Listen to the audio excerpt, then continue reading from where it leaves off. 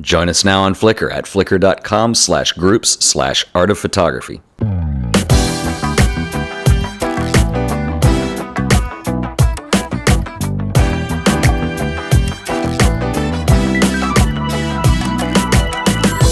Hey everybody, my name is Ted Forbes. Welcome back once again to another episode of The Art of Photography, and today we're going to talk about the zone system. Now, what is the zone system and why would you care? The zone system is actually a technique that was developed by Ansel Adams and Fred Archer back in the 30s, 40s, that basically was a method of trying to determine how to get the best exposure onto film that would in turn make the best print on a normal contrast sheet of paper. And our definition of this has changed a little bit in modern times because, you know, we've had a lot of technological advancements along the way, not only with film and with paper, but with digital photography as well. Now, I am a zone system kind of purist in a lot of ways, and it's going to be, I mean, you probably, if you want to find out more, are going to want to research this online. And online may or may not be the best place to do that. You're going to find a lot of mixed information about the zone system. For instance, I think the Wikipedia article is very poorly written in its current state. I think it does have a lot of the technical details in it, but it also has a lot of opinionated things in there. Where people are trying to bend kind of the zone system into what they're doing for some kind of validity or whatever. And, you know, Ansel wrote a series of 3 books that are very popular to this day. There's the camera, the print, and the negative. Not in that order, the camera, the negative, and the print. And the negative is the one that really starts talking about the zone system and how to get a proper exposure onto a negative that compensates for high contrast and low contrast that in turn gets a very good print on a normal sheet of paper. So there's some techniques involved with this with varying the development time. There's also a lot of myths about the zone system that you're going to find in various places. And a lot of people think that, okay, well, the zone system doesn't apply to roll film. It only applies to 4x5 or 8x10 sheet film, and that's not true. Roll film does have a built-in kind of problem with it in that you're going to have to commit to one development time for the whole roll. You can't use different development times for each image on that roll, so that usually, you know, is fairly obvious. But you can apply the zone system to it. You just have to commit to an entire roll of film to do so. Anyway, so we'll talk about that some. And then a lot of times people talk about that the zone system is certainly applicable to digital. And while that's not entirely a false statement, I'm not sure it's entirely a true statement because the techniques to do that with digital cameras are so much different than, and so far removed from just getting a well-exposed negative that'll print well. And so what we'll do is we'll cover some future episodes. You can certainly apply zone techniques to digital photography, and we have things like tone mapping and HDR and things like that. And we're going to get into those down the line, but today I just want to talk about the zone system and what is it, how does it work, and how does it apply to you as a photographer. So what we're going to do is come on over to the computer and we're going to take a look at some stuff, so come on by. Okay, so what we've done here is I've opened up a Photoshop document and I've created some layers in here for some different graphics I can show you to illustrate this whole concept of tone mapping via the zone system. So to start out with, what I've done here is I've just drawn a gradient. Okay, so you can see that what we have here is pure black on the left-hand side and going all the way to pure white on the right-hand side and all the shades of gray in between. So we're talking about black and white here. And what Ansel Adams had done was to define or to divide this continuum or this gradient up into a series of zones. Okay, and there are 10 zones, and each one of them is one stop of light apart from the next. So if you use your light meter and you determine that something is zone 5, if you want to go up to zone 6, you would increase by one stop of light. So let's go ahead and number those so you can see them. And these are your effective zones that you're going to be dealing with. Zone 0 down here is pure black, and zone 10 is pure white. And your effective range of these is only about 5 stops. And let me explain what this means, because you're thinking, well, you know, how come I can't have anything greater or less than? Well, you can. And John Blakemore in his book, and I highly recommend this, I think he says it best when he defines these zones by the amount of shadow detail and the amount of localized contrast you have. And so, you know, what he says in his book, and I completely agree with it, is in about zone 3, this is the darkest zone you can have and still retain detail in that part of the photograph. So for instance, let's say you're shooting a landscape and you're shooting some trees and you know you have the trunk of the tree with the bark on it. If you put that on zone 3, you'll still see the detail of the bark. If that goes any darker than zone 3, you're going to start to lose that definition as it just starts to fade to black. And that's really important because retaining shadow detail is really what defines your photograph. So if something's important but it's a dark shadow, you want to make sure that that sits around zone 3, because anything darker, it just starts to lose the definition until you can't see it anymore. And the same holds true for the highlights. If I go up to zone 7, I still retain enough gray and enough detail in there to where I can see what is being defined. Anything higher than that, zone 7 or 8, and definitely 9 and 10, it's just going to blow out to pure white.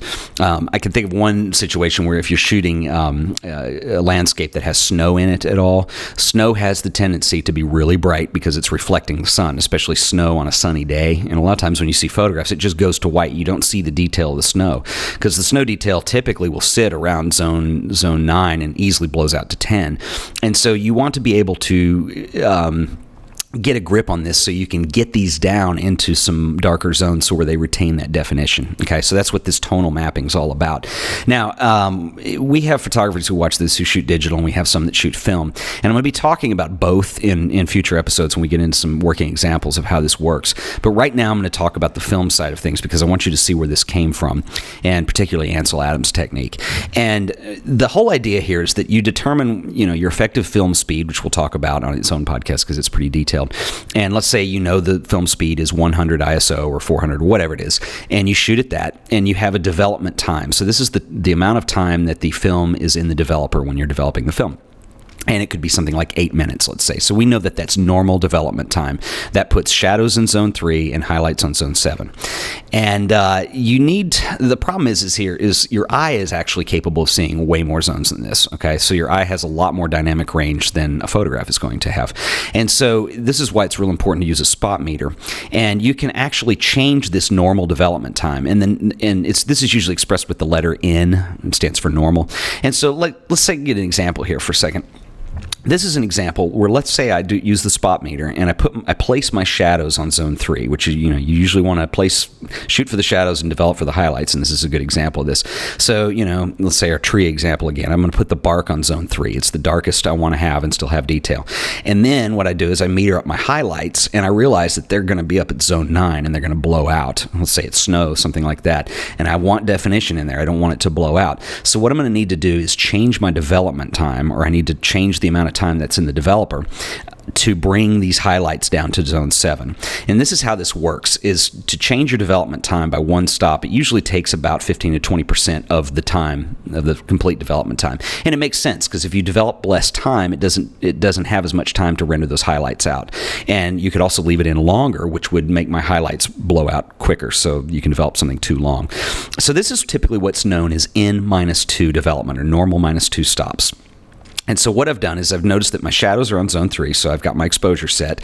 But with that exposure in the camera, my highlights are too high. They're going to be too hot. They're going to up on zone 9. I want the highlights down to zone 7. So what I would do is I would decrease the amount of time that it takes to develop the film, 20%, and then 20% of that. And this will bring the highlights down effectively into zone 7 and give me a full range of detail in the photograph, and give me something that's very defined and easy to look at.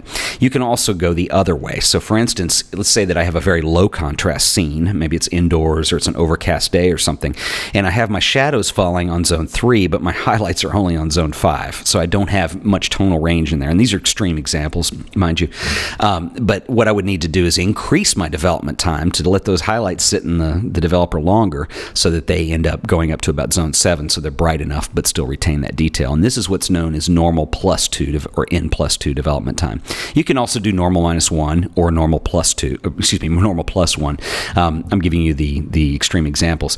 Back in the old days, in probably the 30s and 40s, film was made a little bit differently. And some films, if you had the right developer and the right film, you could actually get an N-5 if you wanted to. I wouldn't count on those kind of results today. You probably won't need them, but N-2 or N+2 is usually as far as you need to go. Now, what I've showed you here is how to get normal tonal range photographs, so where you have a good tonal range, the highlights aren't blown out, the shadows don't go too dark, and everything sits perfectly in the middle. You can also use this technique, and John Blakemore goes into a lot of this in his book, and I think he's really somebody who excels at this, and this is where I learned a lot of my technique from. But you can also use this whole idea of for the sake of developing special effects. So for instance, if we don't always have to put your shadows on zone 3. Maybe you want to lighten them up. Let me give you an example. Let me go ahead and pull all this off of here. This is a photograph that I shot a few years ago of some eggs. Okay, real simple still life. And the whole idea is I wanted to do a study of changing my development time to actually increase or decrease contrast and to get a special effect. And so what I wanted to have is, because these eggs were on a white background, I wanted them to just kind of whisper into the photograph. So I wanted them, a lot of it's okay if it blows out, but I wanted real light shadows. Okay, so I went ahead and lit this, and I put my shadows here, rather than on zone 3, I put them up on zone 5, so they were a lot brighter. Okay, so they're just kind of a whisper of a shadow. And then I realized that my highlights were going to blow out, actually, and they do blow out in this photo, and it's okay. I wanted them to fade off, but I noticed that some of the highlights that define the egg in here were just, you lose the definition. So what I did is I used normal -2 development time to bring that down. So I decreased the development time considerably. This was shot on a medium format camera, and I used, I believe it was Ilford Pan F film, which is has an ISO of 50, so it's a real slow film. And then I shot, basically I determined my exposure with the spot meter by placing those shadows on zone 5, and then I decreased the contrast, or decreased the development time 2 stops when I developed it, and this is the final result. And it prints really well. It scanned really well into the computer. One thing that's interesting, though, is when I did scan this image, the auto levels nature of the scanning software wanted to put these shadows back down on zone 7, so it really whacked it out. So you have to go in and manually kind of do that. But we'll get into some more special effect type things later on. I just wanted to give you guys a flavor of the zone system, basically how it works in a film context with that development time, and how you can get special effects or a full tonal range photograph if you want. And we will expand more on this later. But anyway, that's about all I'm going to cover for today. And join us next time. We'll talk about this a little further. And I'm not going to ignore the digital people. We will talk about how this applies to digital photography as well. Okay, so that is zone system techniques in a basic nutshell. If you're confused, don't worry. We're going to be kind of going through some more of this. We're going to break it down and give some examples and do some photos and things like that in future episodes here. So bear with us, and I think this will probably help you as a photographer just get a better sense of exposure, and hopefully your shots will improve as a result. A couple things. Remember, if you're not doing so already, you can join us on Flickr. That address is flickr.com/groups/art-of-photography, and we have some really talented photographers in there that share ideas in the forums. You can submit your photos, etc. Flickr's been great for that. Also, you can now follow us on Twitter, and the Twitter address, my Twitter handle is @TedForbes, or you can go to twitter.com/TedForbes, and you can follow me for updates, etc. Or if you just want to get show updates, you can follow the show podcast, or excuse me, the show podcast Twitter account, which is the handle for that is @AOP_podcast, or twitter.com/AOP_podcast. So anyway, once again, this has been The Art of Photography, and thank you for watching.